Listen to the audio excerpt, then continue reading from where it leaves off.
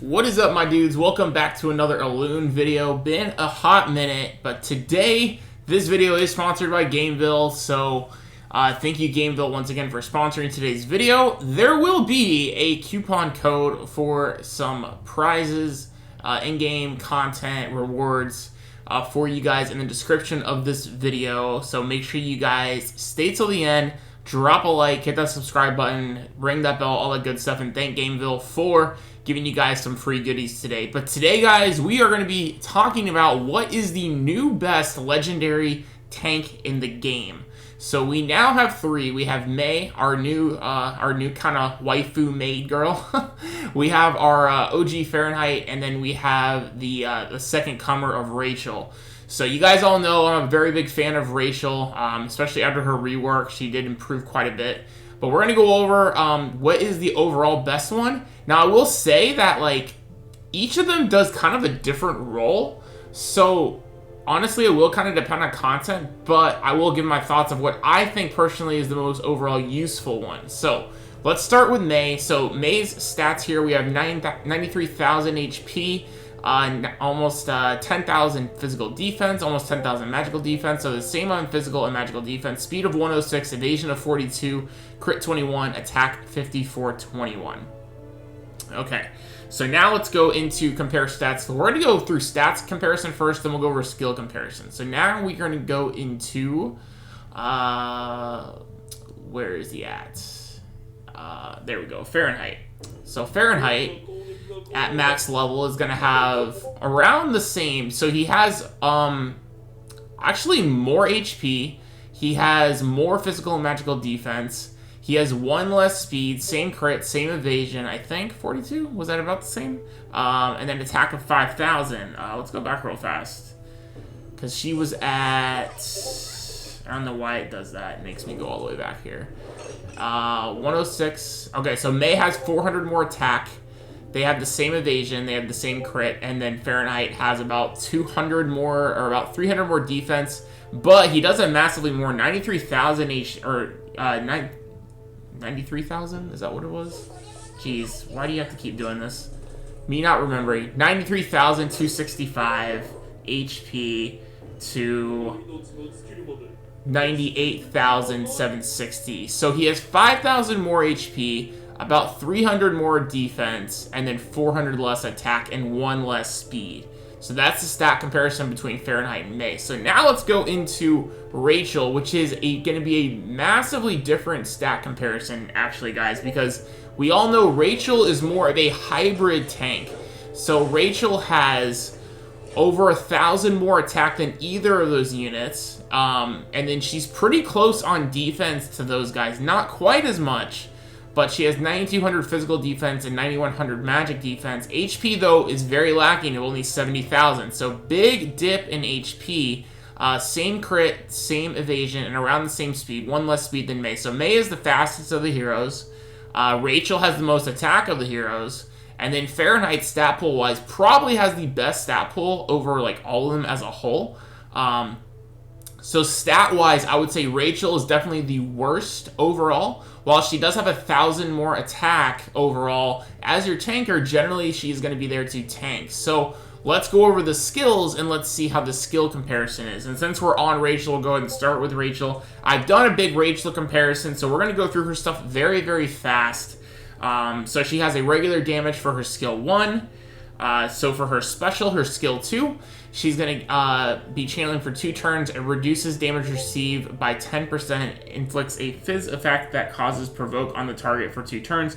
Also distributes single target damage dealt to any ally in Rachel's row evenly among. So she basically distributes all damage evenly in her row. So using like formations like the Iron Wall formation, obviously where your front row is your full line and then your back row is 1 unit, is obviously going to get the most work out of Rachel. So that's the formation she really specializes in. It's like an Iron Wall formation, or at least a formation with 3 people up front to help protect your other units like your DPSers, your debuffers.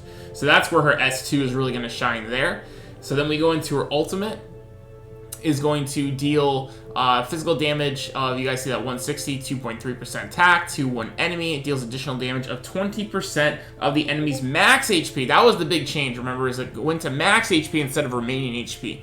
The amount cannot exceed 200% of Rachel's attack against boss monsters.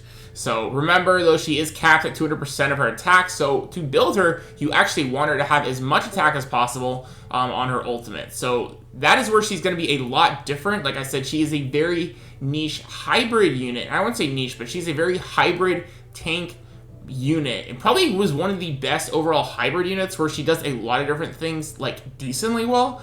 She doesn't tank, like, insanely well like a Fahrenheit does, but she definitely is going to give you a lot of versatility in your team comps for certain things. And the main thing to note, actually, on her S3 is it is 100% accuracy. So, I don't remember if does it actually say it here. I think it's on her passive. Rachel's attacks never miss. So, okay, so yeah, let's go into her passives real fast. So Rachel's attacks never miss. Like, that's the main thing of why she's actually used, is she can guarantee hit Reaper in PvP. So that is the big kind of, like, swing for her, is that she can never miss. So she can take down those Reapers. So if you, like, want to give her an attack buff with a Weiwei, then use her S3, especially if you have her exclusive gear for her S3, which unfortunately I do not. But if you do, then that's going to give you even more damage output on her S3. Then on her passive 2, is going to do deals 100 or 101% physical defense additional damage upon each attack, which that is super, super good. So that's why you want to make her physical defense super, super high for that passive damage there. And then finally, reduces damage received by allies by 40% for all allies deployed in the same row as Rachel. Once again, we talk about how important it is to have the formation of multiple allies in her row. So super good utility. So I'm personally a super fan of Rachel. I think she's very underrated in the game still, but I think she's definitely becoming a lot more valuable as time has gone on. So let's go into Fahrenheit's skills real fast. Fahrenheit is a lot more cut and dry. He is going to be a pure tanker. So first of all, he does just regular dealing damage on his S1, so nothing crazy there. We go into his S2, is going to gain an enhanced buff that increases physical and magical defense by 1,000 and 0.1% of max HP for 2 turns, and barrier that absorbs 0.1% of HP of all damage forms except soul damage. So once again, his S2 is insanely good because it only costs 2 souls. So when you, obviously, if you're running him with a lot of comps with Weiwei, you can get those souls back from using his S2. So spamming his S2 is very, very helpful. Obviously, he is going to benefit more from, like, a charge formation where he's the front row and the enemies are forced to attack him. So that's where he really, really shines, and formation-wise is going to be the charge formation. Then finally, his ultimate is going to enhance buff that reduces damage received by 30% for 2 turns, and allows Fahrenheit to take 100% of damage received of his allies. So he is, like I said, guys, a pure all-around Omega tank unit. He takes all the damage from his S3 to himself, and he gives also that increased damage reduction of 30%. So super, super tanky. So when it comes to pure tanking, he beats Rachel hands down. Rachel cannot compare as a pure tanker. So Rachel, you know, debate is going to be in utility-wise. So finally, we are going to be doing casting Provoke on all enemies with 10% or higher attack speed than his own at the beginning of each wave. So basically, he gives a Provoke, which the enemies can only use their S1s and they're forced to attack him. And him being such a god tank, he's going to pretty much just reduce most of that damage to 0 or very minimal damage to not even worry about. So super, super good. Passive 1 on there for him. Works very well with his kit. Then next, we are going to have passive 2. When HP is below 25%, gain a barrier that absorbs 25% of max HP of all damage, excluding soul damage. This effect can only be activated once per battle.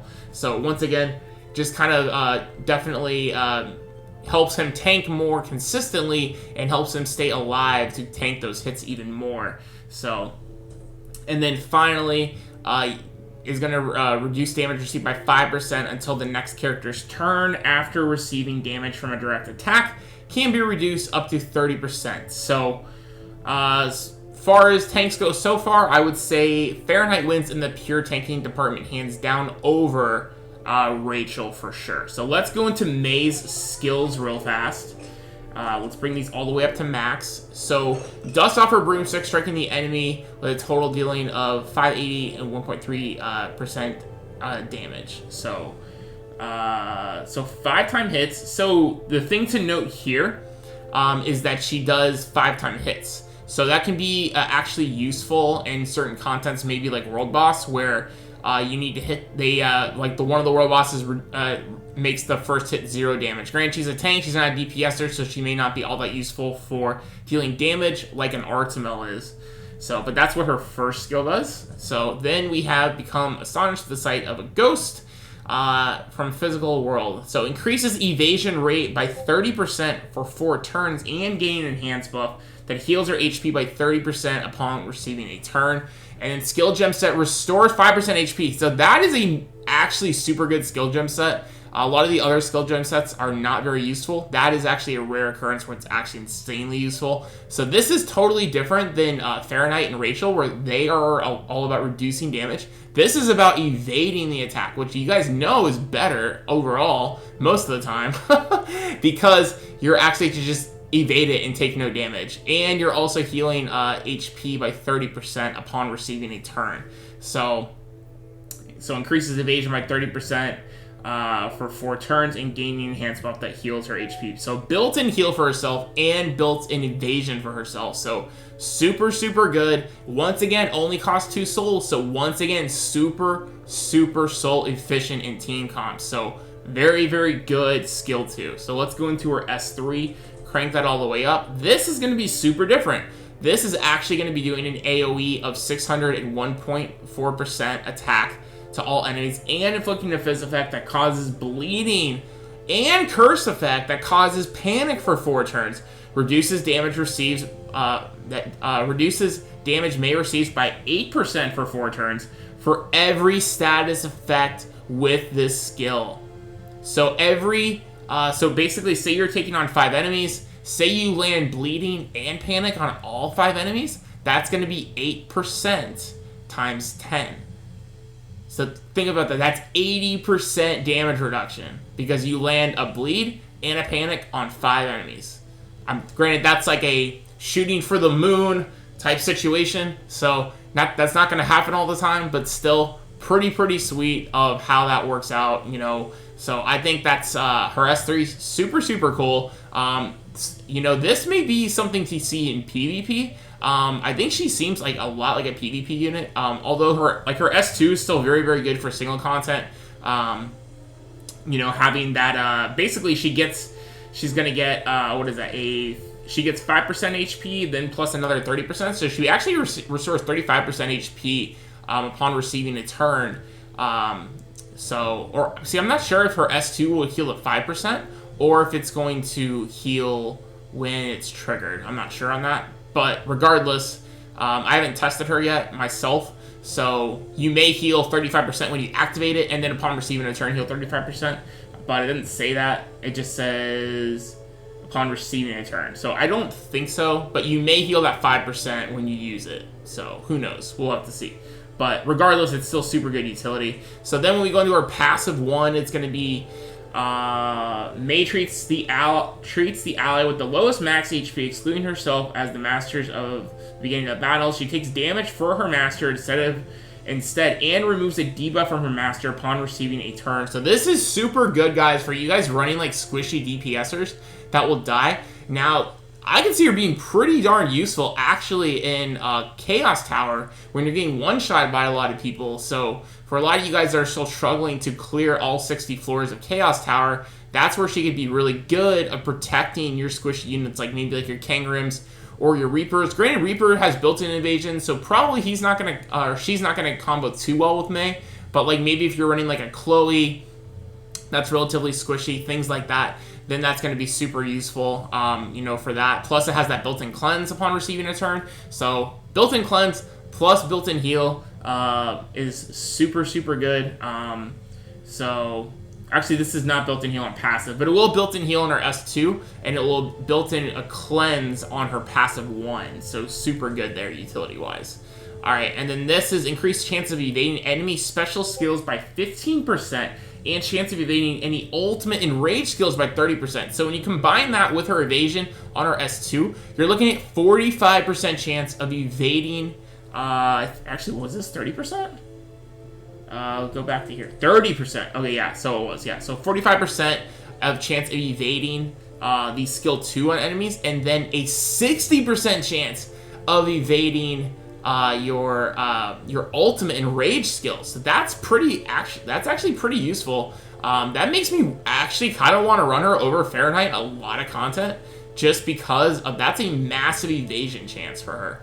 So if you're putting her as a frontline tanker, that can be super, super useful. On top of that, she has built-in heal, so she takes the role actually of needing to run like more than one dedicated healer, and possibly even you could get by with just like a Weiwei with her bubble tea. Could possibly just be all you need with Mei's just such a grasp of like a lot of utility of having evasion, of having cleanse built into her passive 1 on one of your other enemies, and then you know, just so many different things she has going on. Self-healing, she's got evasion, she's got cleansing for 1 more ally automatically. It just seems super great. Alright, so increases the chance of evading attacks more of the enemy with lower current HP than Mei by 20%. Inflicts spell effect that causes confuse on the attacker for 1 turn after evading an enemy's attack. The enemy with the lower current HP than Mei cannot resist her debuff. So once again, her kit just, I feel, is like combines so well with itself. She has 3 different debuffs potentially with Confuse, Panic, and Bleed. And then she has also increases the chance of evading attacks by 20%. So then you're talking about evasion of 85% on ultimate and rage skills if the enemy has lower current HP than Mei. But so that is super situational. So that's going to be more relative, I think, in PvP and in mob fights than necessarily for obviously boss content. So her passive 3 will probably not be very usable in boss content. The Confuse, you could use that with like in proto stage because the little enemies can get confused, but with the Luring Bell you probably don't need to. So, but overall, I think she's super great. I think she's super awesome. I think she is going to do very well in PvP. I think she's going to do pretty well in Chaos Tower. And then I think she'll possibly be used for future boss fights. We'll have to see what the Mummy and the Dragon are going to do when we get them down the line. But still super, super good. I think she could be useful in Trent. Because I believe you can hit Trent with those... you can hit Trent's minions with Confuse. I'm pretty sure. Because I know they can get Blaze, but we'll have to. I'd have to check that out to be absolutely 100% sure. So don't like take my exact words for that. But I think she could be usable for Trent for sure if you guys get enough copies of her to survive. Having that cleanse to get rid of the, I believe it's a, what is it called?